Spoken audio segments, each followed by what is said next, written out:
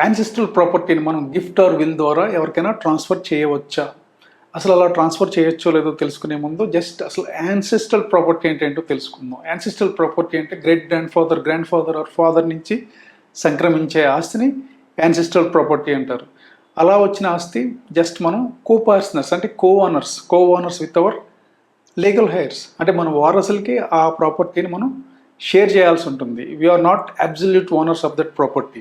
అట్లా కాకుండా మన grandmother or mother, uncle or mother's father వీళ్ళ దగ్గర నుంచి మనకి ఆస్తి వస్తే వీళ్ళు ఏం చేస్తారు, విల్ ద్వారా కానీ గిఫ్ట్ ద్వారా కానీ మనకు ట్రాన్స్ఫర్ చేస్తారు. అలా వచ్చిన ఆస్తిని మనం ఏవైనా చేసుకోవచ్చు. అంటే we can will it, gift it or dispose it of by sale. ఇట్లా వచ్చిన ఆస్తికి మనం అబ్సల్యూట్ ఓనర్స్ అవుతాం.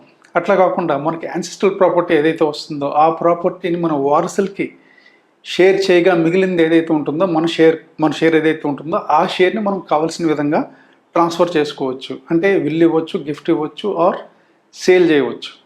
Thank you.